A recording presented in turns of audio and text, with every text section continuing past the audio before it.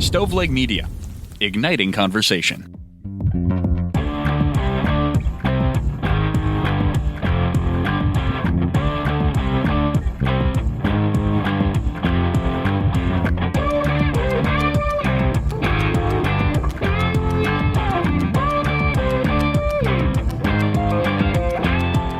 This is True Crime Cast. Jamie joined by John. What's happening, buddy? Dude, I don't know, man. Kind of living the dream right now. How are you? Yeah. You look like I know my dreaming. own name right now. Yeah, last week on True Crime to Go, he introduced himself as Jamie, which is probably insulting for himself. But that was a rough day. He is John today, and we have a case that, yeah, boy, this is a different kind of thing. This is not our normal murder mystery situation. Yeah, maybe in some ways it would be more pleasant to talk about. Yeah, a lot of ethical questions, a lot of moral questions, and that goes into some legal questions on how the law should be interpreted in different situations, and we're going to get into all of that, of course. We want to thank, first of all, somebody who wrote a 5-star review over on Apple Podcasts. This comes from Eric Tansey. It says, "I love how they do not use emotion or theatrics to sway your feelings on the case. They present the facts as they see them and allow you, the listener, to make your own decision. Great show." Appreciate it, Eric. Thank you very much. That's what we're going to try to do today. It is, it's a little sticky in spots, though. For sure. I also want to say thank you to Cindy. Cindy came in at the $3 level over on Patreon. So Cindy and everyone else who is already signed up will get a bonus episode. And hey, a new bonus episode's coming later this week. Be on the lookout. Let's just go ahead and talk about this. Cindy King. We don't usually say the last names, but that is the name from a series we did called Left on Dead. So Cindy, if your real name is Cindy King, I apologize. If it's not, kudos to you for that deep dive / Easter egg. Yeah, that's we used to advertise on this show all the time for it. We did a fictional podcast called Left on Dead, and Cindy King is a main character, and I'll leave it at that. And you can find her out in, there are 2 seasons, and she is in both. But yeah, I'm curious, maybe this person's, that's her real name. Maybe this really is Cindy. If not, I would love to know if that's an Easter egg. Yep. So Cindy, thank you so much, guys. We appreciate everyone who's joined Patreon. $3 a month will get you episodes every month that are bonus and exclusive only to patrons. So check that out. We also try our best to upload our regular episodes early and ad-free. That's as long as we're getting them done early. Sometimes we don't. So we apologize for those, but we do promise at the minimum 1 bonus episode per month. As early as we can. It's almost always at least a day, but not, yeah. But you'll always get the bonus episode. I just don't want to oversell and under-deliver, you know? Yeah. I mean, we got our own names right today, so it's a great start. Yeah. Let's just go from there. We've also put a bunch of other stuff on there, like when we did Left on Dead. We put it out through our Patreon members so that you all could give us feedback and make changes if we needed to. So first listen of all those new shows too. We did that for Paradigm as well. All right. I'm done selling, but Jamie, why don't you get the ball rolling? Yeah. So let's start out talking about Derrick, one of our main characters here. Derrick Johnson was born in 1980 to Daisy Johnson. His older brother, John, was instantly enamored with his baby brother, who he often called Baby Bubba, which I don't know how old John was at the time. If he's a toddler, that's adorable. If he was 13, that's sorry. awkward. Yeah. I mean, I have a lot of kids at my house, and their relationships with each other obviously ebb and flow, but it's moments like these that are a joy as a parent. As an infant, Derrick had multiple seizures and was soon diagnosed with cerebral palsy and hydrocephalus. Medical records describe him as, this is what's in his record, it's outdated and no longer okay, but his record said severe mental retardation. Derrick's mom, Daisy, was a single mother taking care of 2 boys, one with special needs, and making sure that Derrick attended a day program that would help him learn to walk, help him learn to take care of himself, because a combination of all these issues certainly made it hard for him to thrive, I mean, really survive on his own. She made sure he was included in all day-to-day family activities, including him on all their beach trips, took him to church all the time.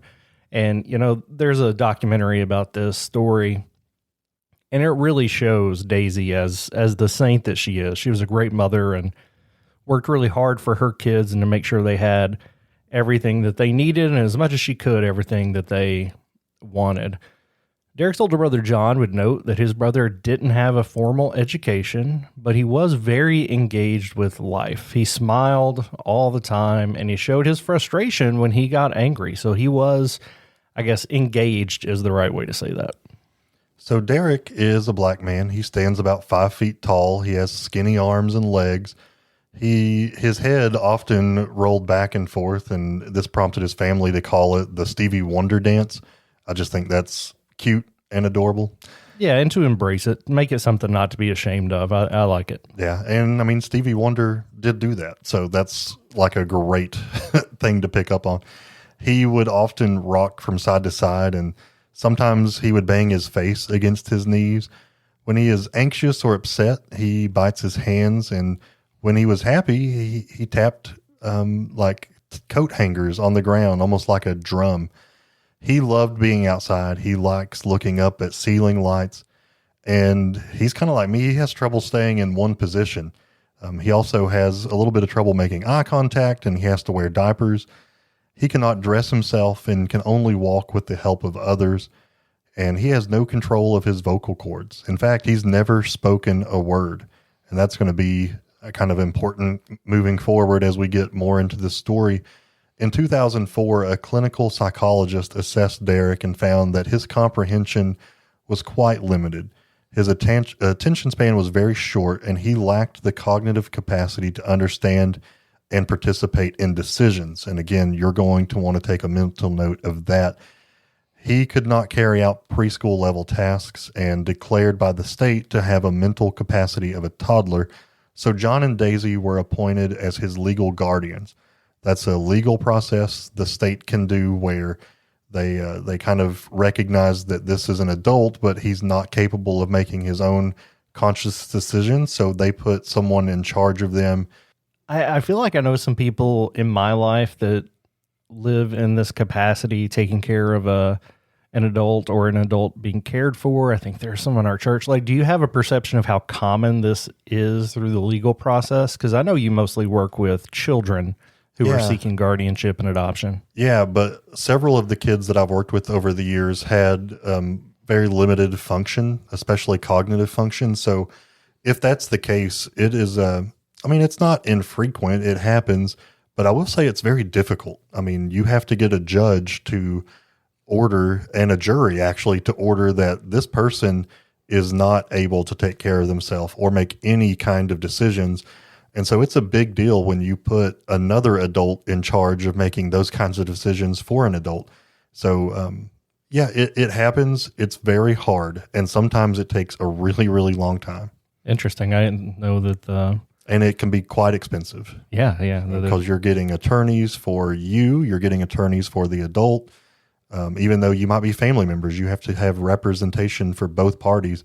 And then just the costs of all that rack up. Yeah. So Daisy and John, again, his brother, did this for Derrick. And John ended up graduating from high school in 1993, and he enrolled at Rutgers University. He went on to get a master's degree in history, and in 2009, he was on track to get his PhD, and he enrolled in a course taught by a lady named Dr. Anna Stubblefield. During this class, Stubblefield showed a CNN documentary called Autism is a Word. The movie was about a nonverbal girl living with disabilities who learned to type using facilitated communication, and she was actually able to go on to college. This girl reminded John of his brother Derrick. After class, John asked Stubblefield about this concept of facilitated communication and whether it might work for his brother.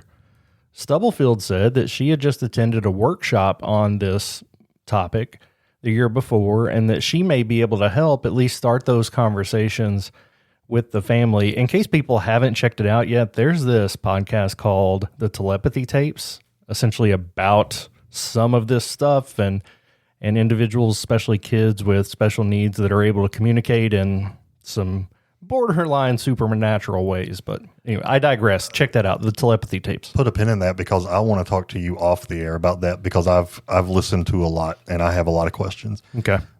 Let's back up a little bit more and just talk about the idea of facilitated communication. So the American Speech Language Hearing Association defines all the ways that someone communicates besides talking as augmentative and alternative communication methods. People in favor of facilitated communication says that it falls under that category. So the method began 40 years prior to all this to help a girl with cerebral palsy named Anne McDonald. So Anne was born in 1961 in a town north of Melbourne, Australia. And she came out feet first with signs of fetal distress. And for the first hour of her life, she could not breathe on her own. At 3 years old, she was diagnosed with severe mental retardation. Again, that's now an outdated term. We're reading what is in her medical record. McDonald had a lot of trouble pointing when she saw Dr. Rosemary Crossley. So Crossley decided to help her balance her arm, to help her point at things in order for her to allow her to express her thoughts. She said, quote, "I was acting as a responsive item of furniture. I was not moving her arm, but simply facilitating her own movement." So if you've ever seen anyone with this kind of disability, fine motor skills are almost not existent. So they can move their arm and try to point, but they can't stabilize their arm themselves. So basically, and correct me if I'm wrong, Jamie, this person is kind of helping them move their arm to point at what they're trying to point at. Right. But it worked so efficiently that even Crossley herself worried, like, am I actually moving her arm or is she the one doing it and I'm supporting as I hope to? So in terms of communication, nowadays there are tablets and you can point to a tablet or help someone point to a button on a tablet to get it to talk. Mm-hmm. But in the early days, there was still technology. It just looks different to today. Or there was just paper with different words on it that you could point to. So just a different way to communicate for people who couldn't speak. And it was so effective and so efficient for Anne really early on. And Crossley was excited about this discovery. She wrote, "What I did not know was whether I was subconsciously manipulating her or imagining her hand movements over the letters and making up sentences to fit what were really random twitchings. But she was convinced that the method worked after Anne started spelling things with other people." So that's a good sign. Yeah, it's not just me. It's actually working as a practice, not just a me and her kind of thing. Not everybody was convinced this was productive and real. Howard Shane was a guy who worked professionally as a speech pathologist and a professor at Harvard, was a critic of this. He had attended a conference in Stockholm in the summer of 1990 where Crossley presented data based on the success of this facilitated communication with Anne. Now, Shane had been working with nonverbal people for more than 15 years. He used keyboards linked to voice synthesizers and other tools. And here was Crossley saying that she made it work just by squeezing somebody's shoulder or giving their hand somewhere to rest as it tried to stabilize.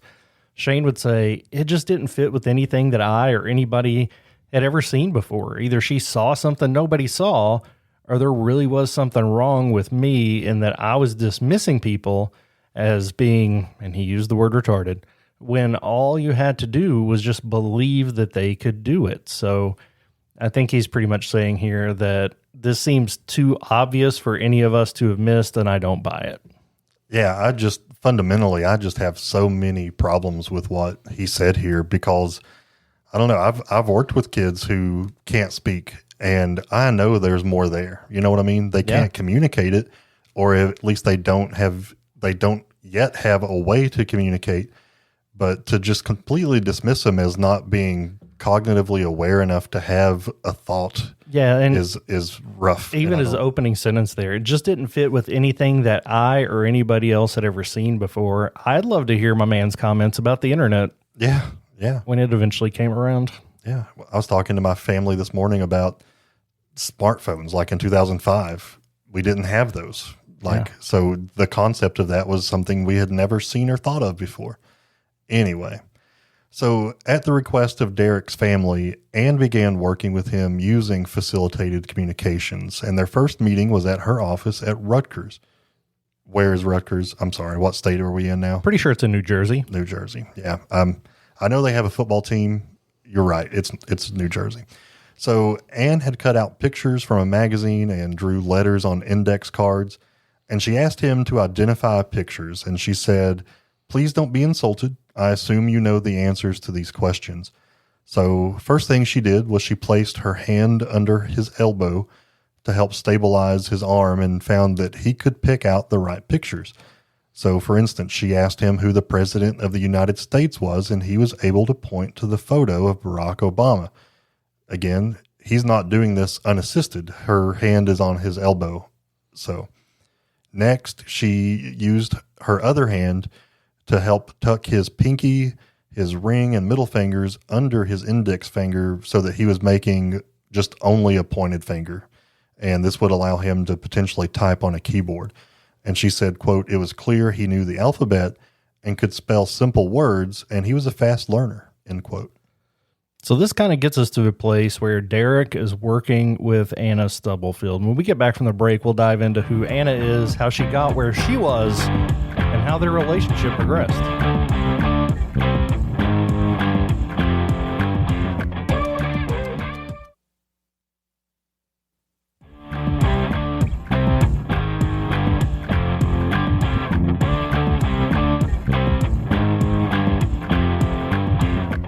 Anna Stubblefield was born Marjorie Anna McLennan, and she grew up in Plymouth, Michigan. She was an honor student who grew up in a Jewish family in a nearly all-white town. In high school, she was very active. She wrote articles for the school paper, a couple of which won national awards. Her parents were really involved in the community, local politics, environmental issues, and women's rights. Their greatest passion, though, was advocating for people with disabilities. Her mother, Sandra, started working with blind, cognitively impaired children in 1963. She spent decades teaching them basic social skills, survival skills, day-to-day abilities that would allow them to move out of state-run facilities. Anna shared in her parents' passion. In high school, she studied Braille and American Sign Language.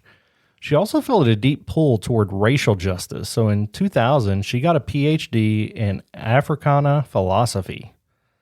She even served as the chairperson for the American Philosophical Association's Committee on the Status of Black Philosophers. She published a book called Ethics Among the Color Line, and in 2001, she became a philosophy professor at Rutgers. Her university website described her as a facilitated communication trainer by the FC Institute at the School of Education, Syracuse University. In June of 1989, when she was still a teenager in college, she married who obviously became her husband, Roger Stubblefield. Roger, at the time, was a 24-year-old black man who played the tuba for the Detroit Symphony Orchestra. Only pointing out his race here because it is kind of central to the story. They ended up having a son in 1995, and they had a daughter a few years after that. In 2010, when she started working with Derrick, Anna and her family lived in West Orange, New Jersey.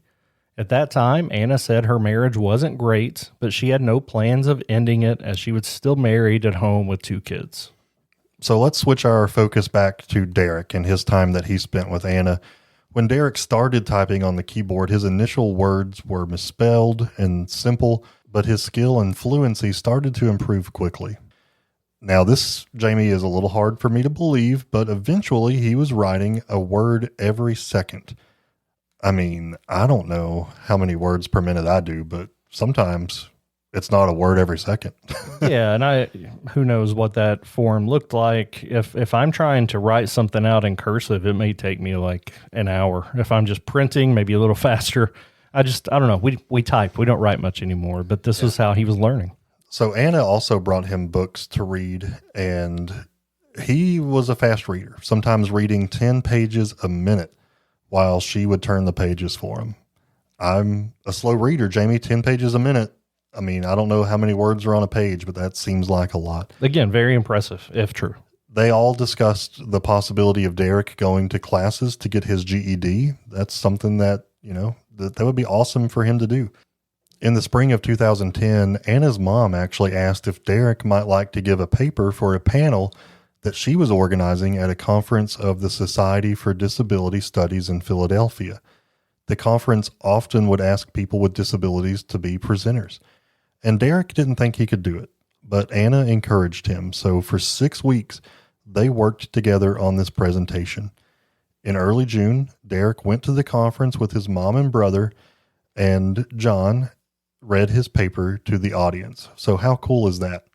That this man who had never spoken a word, and he still technically hasn't spoken, but he is now able to communicate to a point that he is a presenter at a conference. And it seems to be happening really quickly. He's improving or being able to communicate seemingly a lot faster than they anticipated.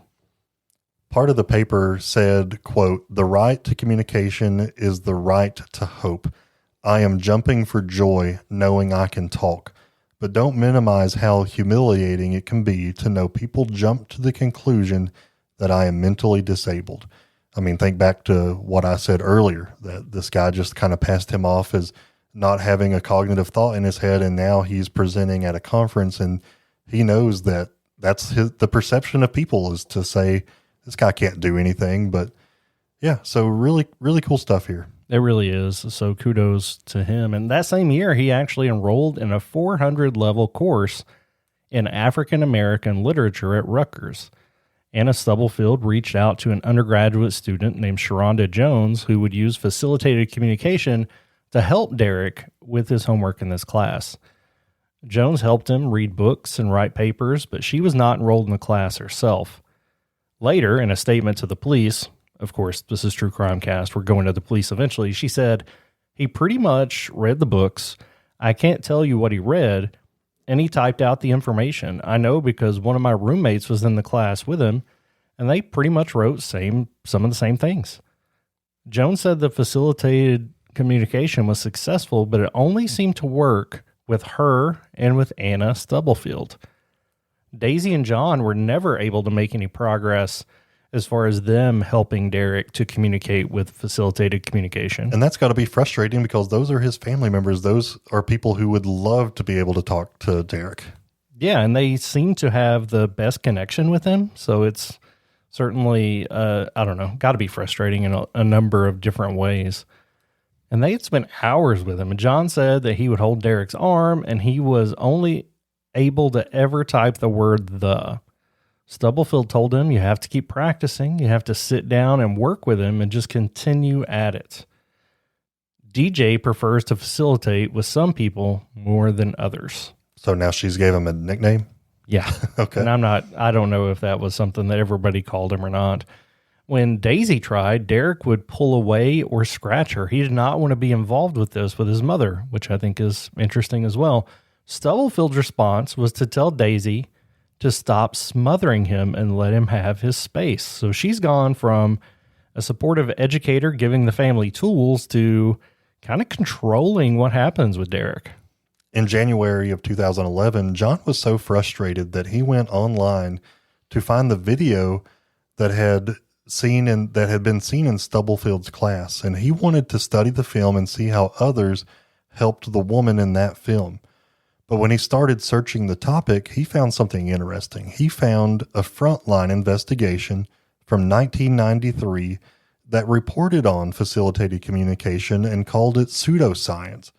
So that's when John started to think through some of the messages that Derrick was sending through Stubblefield, and they didn't feel like they were actually coming from his brother. For example, Derrick loved to sway to the music at church. He did it every Sunday, but through Stubblefield, Derrick claimed that he didn't like gospel music and preferred classical. So there was one time when they were all riding somewhere together and Anna turned off the gospel music, and that's when she told the family he doesn't like this. He likes classical music.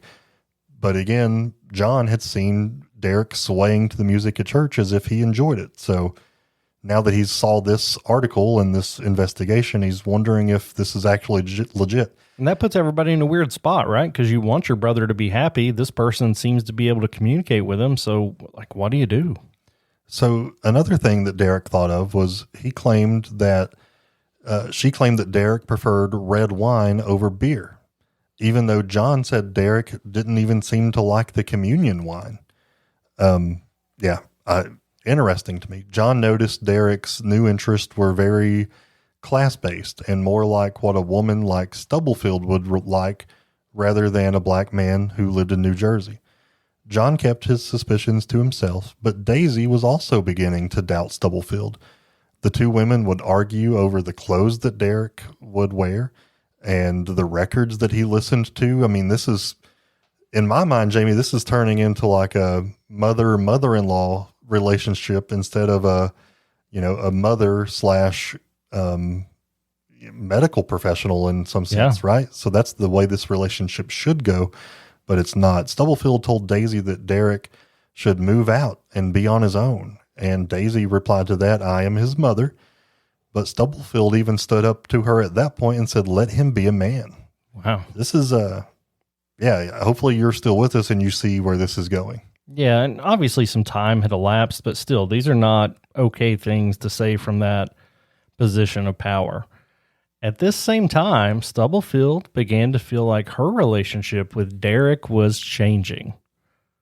They spent time working together and having conversations, and Stubblefield would later say, I began to gradually be aware that I was having romantic feelings.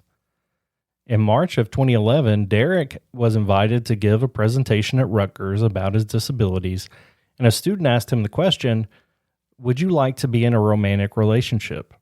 Stubblefield was facilitating this response, and his response was, I want that more than anything, but I don't know if that's possible for people with disabilities like mine, which honestly sounds like a response that would be pretty common in the situation. Stubblefield said that at that time she wanted to put her arms around him and say, you can have that with me. A week later, at his afternoon program, Stubblefield told Derrick how she felt. She said he responded by typing into a keyboard, I love you too. And then he typed, so now what? Okay. Yeah. If this is true, he's making a pass. Yeah. So I mean, this is all happening very, very quickly. And obviously a big piece of this is the power dynamic of a professor-student and so many other problems, but we'll get into that. After hours and hours of discussion, Stubblefield convinced Derrick that she was committed to him, saying, but are you physically attracted to me? And she said, I'm in love with you the whole way. Okay. That's when Derrick asked her to kiss him, and she did. And then he asked again, and she did that again also. So and I think it's important to keep in mind that by us saying like he asked her that, she is moving his arm to help him ask her that. Yeah, she's like the only person that can judge what he is saying in these situations. So there's nobody there to change the interpretation or to say he didn't say it, or for him to, I guess there would be a way for him to defend himself later, but not in the moment at all. So then Derrick allegedly asked, do you think it's even possible with my cerebral palsy for us to make love? So the following Sunday, while Daisy was at church, they tried to kiss. And they were laying down, but Derrick allegedly kept setting up. So Anna said that they moved to the floor. So we're going to try to avoid the graphic way that Stubblefield tells this, but we'll just tell you that in the program that you can watch that's not this podcast, they discussed logistics. And they did not have sex that day. But then they tried again a week later. This time it was in Stubblefield's office.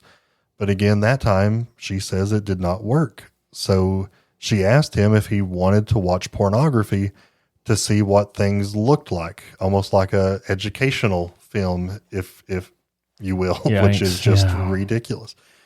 So he allegedly said that in his view, the women in the pornography were being exploited, and that besides all that, Anna was more beautiful than any porn star. And he really wanted to be thinking only about her when they finally made love.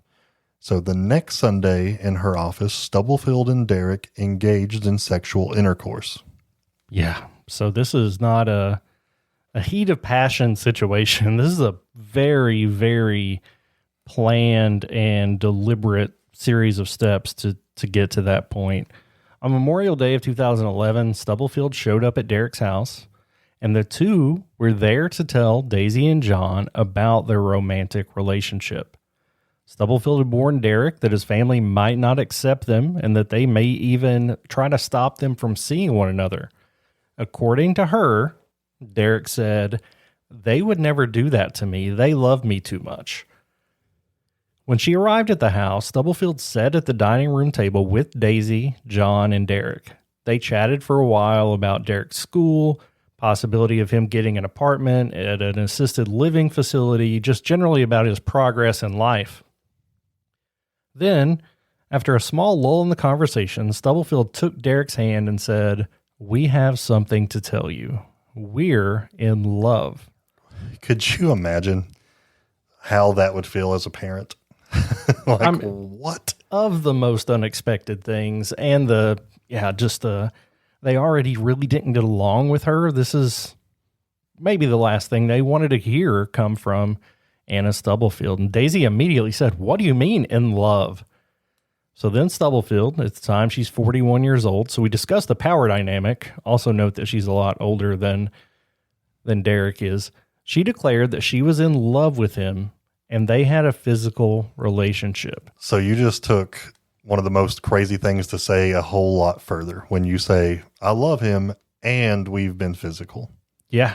And oh my God. And I don't even know if they had thought about him in that type of relationship yet, or what conversations they had with him or tried to have with him. John said he felt sick to his stomach, and he told Anna Stubblefield no uncertain terms that she was taking advantage of his brother.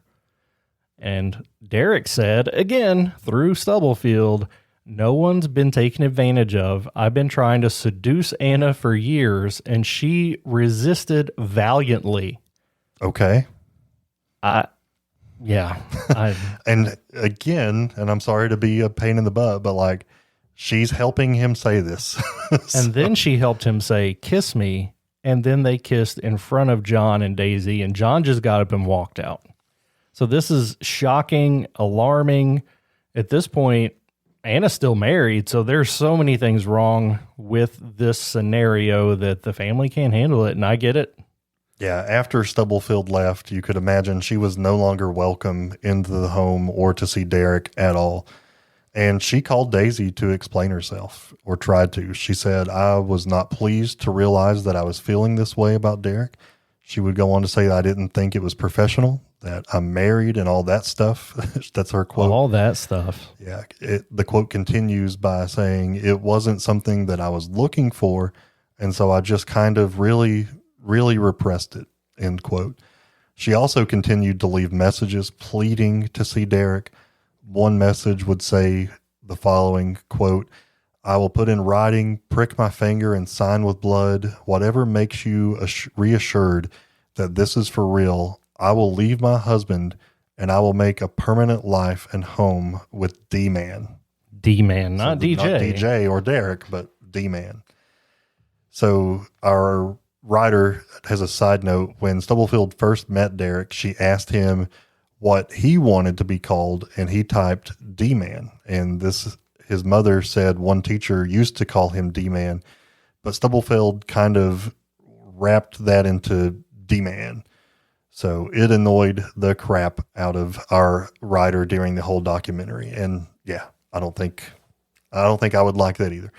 So then one evening, Stubblefield showed up at the house uninvited and asked to speak with Daisy. That's when she told Daisy that she would promise to sign a formal declaration saying that she would leave her husband in 5 years and then marry Derrick. What? Like, what? Again, saying you'll do that in 5 years. What is a formal declaration? I mean, we get this bankruptcy. Yeah. A mess. Allegedly, Daisy just said to her at that point, "Anna, go home to your children." Like, Yeah, this is insane. Which is A, defending her son and doing the right thing, but B, that's what Anna needs to do. Yeah. At the beginning of August of that same year, 2011, Stubblefield wrote an email to the director of Derrick's afternoon day program. She said that Derrick's family was unsure if she could see him anymore. She asked if she could come visit him one more time to let him know why she had disappeared and that she was trying to fix the situation so they could see each other again. The director of the program immediately called Derrick's family to let them know that Stubblefield was trying to see him. Up until this point, Daisy and John were just going to let the matter die. They just wanted her to leave Derrick alone. They weren't pursuing any action at the university or legally. They wanted them apart. On August 7th, John wrote a letter, since she wasn't giving up, obviously, to the dean of the faculty at Rutgers and told them that she was harassing his family. In it, he said, her continued attempts to see Derrick and her insinuation that my mother and I do not know what it is that Derrick's best interest is insulting and straddles the racial assumptions about the capacity of black parents to properly raise their children. So we mentioned earlier the racial dynamics playing a role in this eventually, and here it comes with a bang. Shortly after, the family went on to the police, because she was taking advantage of an individual unable to provide consent. The next time Daisy spoke to Stubblefield, it was recorded. In that call, Stubblefield talks about being in love with Derrick and having a sexual relationship with him. So if there was any doubt that this was really happening, she, through her own words, eliminated it. Stubblefield is eventually let go from her position at Rutgers, and most importantly, she is placed under arrest. So she was charged with 2 counts of first-degree aggravated sexual assault. Jamie, that's the same charge that you would give someone who had inflicted severe injury during a rape, or someone who participated in a violent gang rape. So this is a serious charge that she is facing here. The state set out to prove that Derrick was incapable of giving consent to sex, or that he was also physically unable to resist it. Anna's conversations with Derrick via facilitated communication were also deemed inadmissible, given that the technique had been discredited due to lack of scientific validity and reliability. So let's take a quick side note to give you just a little bit more backstory on facilitated communication. We previously talked about Dr. Howard Shane. Well, he had seen multiple cases where nonverbal adults were claiming that they had been sexually abused via facilitated communications. So he decided to take a closer look at the method. So he did one case, and this involved an autistic 16-year-old girl who typed out that her father, quote, makes me hold his penis, end quote. And Shane brought her in for some tests, and he also brought the facilitator. So he showed the girl and her facilitator a series of photos and then asked the girl to identify them via facilitated communication. Now, I think it's important to kind of understand the setup of this. They were not shown the pictures at the same time. They were, but they were not able to, like, each one was shown a picture and there was a curtain between them. So one didn't know what the other one was seeing. So in this test, they were shown the photos, and no matter what photo the girl saw, the only ones that she ever spelled out were the ones that the facilitator had seen. So this is not, I'm going to give you an example. Like if they showed the girl a picture of a dog and the facilitator a picture of cat. So when the facilitator would ask for the girl to tell the facilitator what she had just seen, she would only get it right when the facilitator would have her type out the answer to the picture that she had seen. Right. Like the facilitator. So she never had got it right when the girl actually saw a different picture. No independent identification there. So kind of showing that, that it in this case, there were some questions. There was another review. This time there was 19 studies of facilitated communications. This was performed during the 1990s, and they found 0 validation across the 183 tests. So people stopped funding this technique, and it is no longer commonly used. And because of that, anything that was communicated through Derrick via this type of communication is not allowed in court. Yeah, and my day job, for people that don't know, is serving as a data analyst. And let me say 0 out of 183. It's pretty statistically significant, I think would be safe to say. And to be clear, what you just said is very important. Not being able to use these conversations was a huge blow to any kind of defense that Stubblefield may have used to defend herself. To be able to say, see, he did consent in these ways, she couldn't say that. Derrick was only at the trial for 1 day, presented by the prosecutor as a demonstrative exhibit. His mother led him in, holding him up, showing that he was physically unable to completely support himself, and walked him in front of the jury. She said, "Jury, this is my son." Now, if Derrick saw Stubblefield in the courtroom, it would have been the first time in 4 years. But as far as we know, he didn't even react if he had witnessed her. Stubblefield's lawyer later argued that this blocked him from her so that he wouldn't reach for her like he used to. So the defense is trying to say that they very much manipulated the situation in such a way to make it appear like he did not care who she was or didn't know who she was, when if he had seen her directly, they claim that he would have wanted to be with her. Yeah, they were saying that they, like his attorneys blocked his view basically so that he wouldn't see her and therefore he would not reach for her like he used to. So that's a bold claim. I mean, if you're the defense, you're grasping for straws here, I think, at this point. So Howard Shane, we've talked about him a lot. He was actually brought in to testify for the prosecution. And Rosemary Crossley, the woman who presented facilitated communication at the conference that Shane attended, was brought in for the defense as well. So experts evaluated Derrick and testified that he did not have the intellectual ability to consent to sexual activity. So the judge ruled that only Stubblefield could testify about the typing and why she thought it worked, that she really believed she was communicating with Derrick.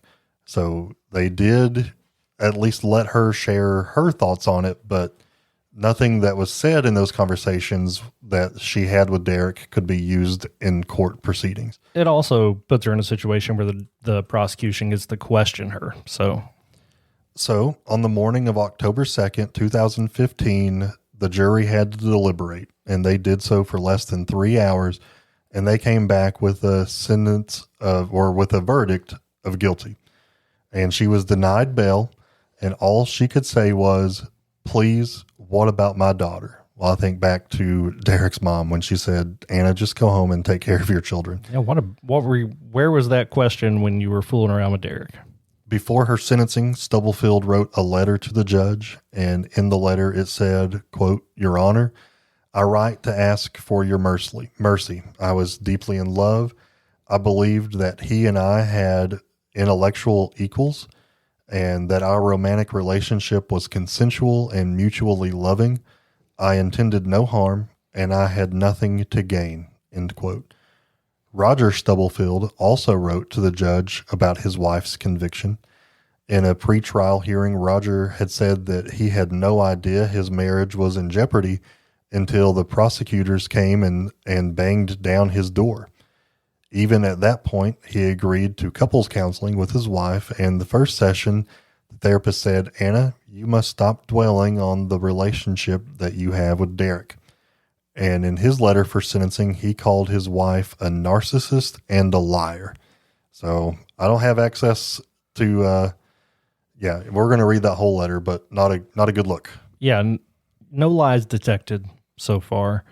And then we get John's letter. So Derrick's brother, who's very protective, one of his legal guardians, and he said, she tried to lay claim to him and rename him. She tried to supplant Derrick's life, a life steeped in the history and culture of his God-fearing, Southern-rooted African-American family, with some version of life she thought was better. Anna is not Sandra Bullock, and this is not The Blind Side. An able-bodied woman raped a disabled young man that could not consent to sex. You were wrong, Anna, and you committed a crime. There is no gray area. And if I were to write a statement here, it would be almost directly in line with what John had to say. I can't speak to the African American piece because that's not my culture, my background. But as far as her culpability, I think it's pretty straightforward here. Anna Stubblefield was sentenced to 2 12-year prison terms to serve consecutively, so that's back to back. However, after 2 years, in 2017, the conviction would be overturned. An appeals court overturned the guilty verdict and ordered a retrial on the basis that it was in violation of her rights to not allow her to bring in facilitated communication as a defense. In 2018, Stubblefield took a plea deal to plead guilty to lesser charges in exchange for being released for time served. Since her release, Stubblefield has tried to stay out of the public eye, taking low-profile jobs and living a quiet life. She is featured in the Netflix documentary, Tell Them You Love Me. Today, she and Roger are divorced, and she maintains she's never done anything wrong, and she firmly believes that she's never been guilty of a crime. So she ended up only serving 2 of a 24-year sentence. And I don't know that this was necessarily an Alford plea, but it was something similar to that for her to be released with time served. John, this is a mess. She's awful. Yeah, absolutely. And, are there people who think that Derrick did have the ability to think these thoughts and had these thoughts?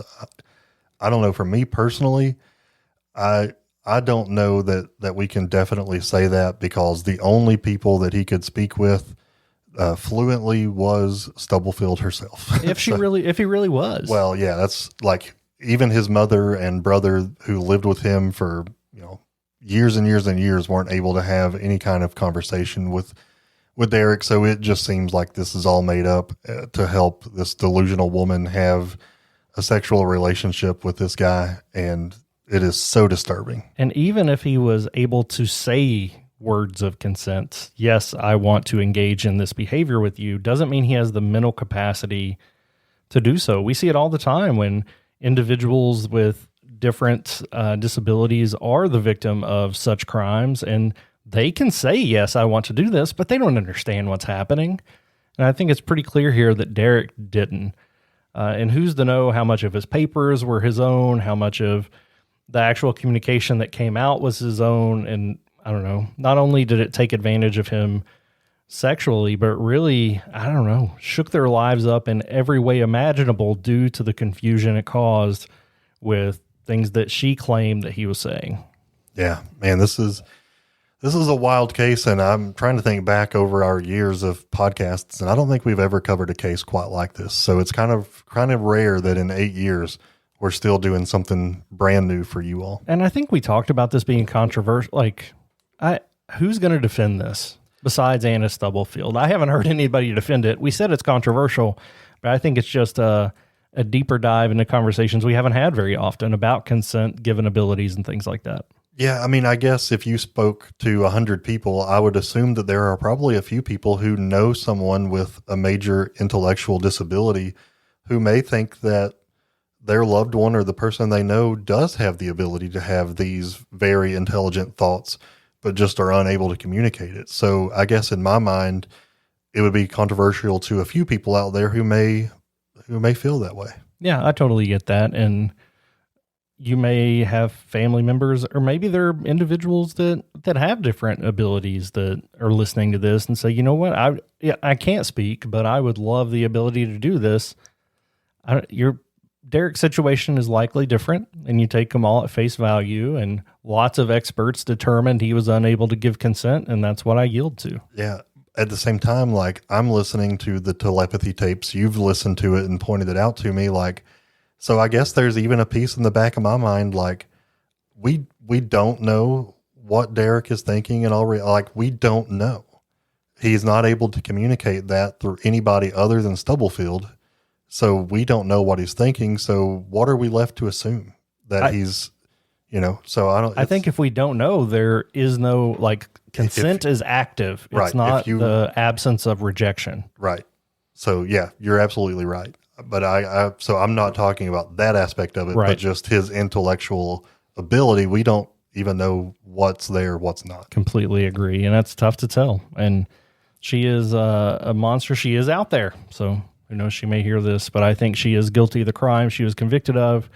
And maybe she really had these feelings, but that doesn't make it okay. Even the power dynamic, even if he did have the ability, her being in a power position over him makes that wrong as well. So it's never okay. It's illegal. It's morally not okay. So Corrupt. everything about this was bad. Whew, I'm done. Me too, man. Tap out. But if you're not done and you want another true crime case, then we have a lot for you. We have 2 episodes of True Crime to Go that will come out on Wednesday and Friday. And on the 1st, you're going to get a bonus episode if you are a Patreon member. Absolutely. We really appreciate you guys. Love the ratings and reviews. Keep those coming. But let's wrap this one up. Until next crime, this has been True Crime Cast.